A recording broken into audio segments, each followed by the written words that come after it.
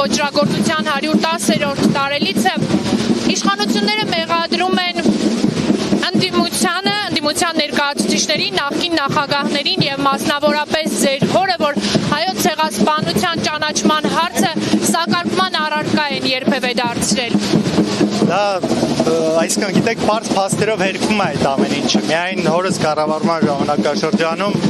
15 երկիր ճանաչել է հայոց ցեղասպանությունը եւ դա հենց այնպես չի եղել։ Դրա շուրջ աշխատանքներ են տարել, ամենօրյա աշխատանք են տարել հայկական կառույցները արտերկրում, ինչպես նաեւ դեսպանատները։ Այսինքն սա եղել է մեր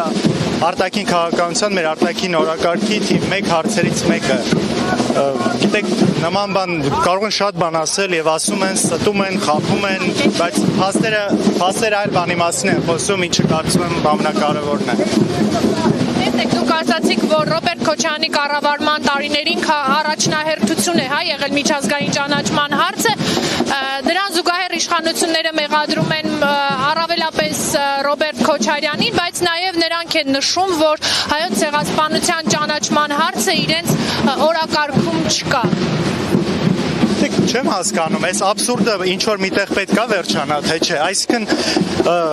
մեղադրում են այն մարդիկ, ովքեր հիմա բացահայտ հրապարակային պաշտոնապես ասում են, որ ցեղասպանության հարցը իրենց արտաքին քաղաքական օրակարգում չկա։ Չէ, այդպես ասում են, չէ՞ իրենք։ Հիմա իրենք ինչու են մեղադրում են մի ժամանակաշրջան, որտեղ ամենից շատն է ընդունվել, ամենից շատ երկրի քանակն է եղել, ովքեր ընդունել են ցեղասպանությունը, դատապարտել են ցեղասպանությունը։ Չեմ հասկանում, միայն ասելով չի, չէ։ Այնպես որ այստեղ երկրորդ կարծիք անգամ չի կարող լինել, ինչ ուզում է ասեն, գլուխները պատին են տալիս։ Ալեն Սիմոնյանը այսօր նաև մեջբերել է Վարդան Օսկանյանին, եթե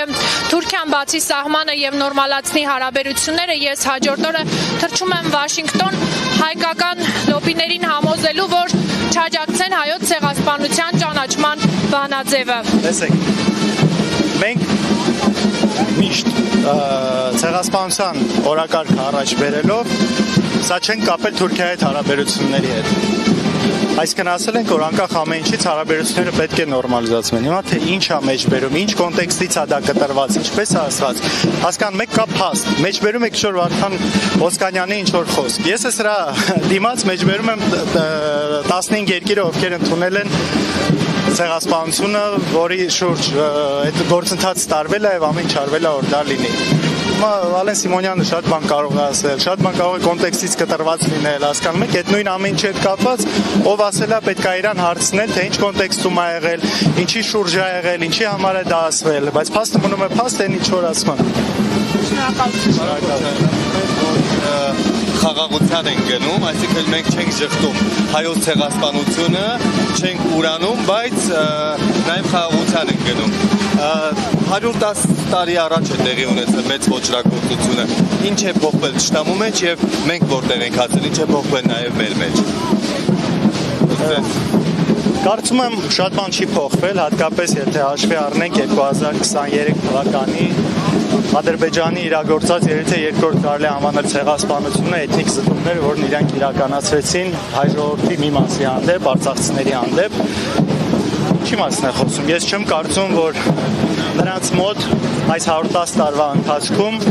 որևէ բան փոխվել է։ Նրանց նպատակը նույնն է, միգուցե մեթոդներն են տարբեր, մոտեցումներն են տարբեր, բայց նպատակը մեծ հաշվով տեսնում ենք, որ նույնն է։ Այս հայտարարակ դատավարությունը Բաքվում, որ իրականացվում է, իրենց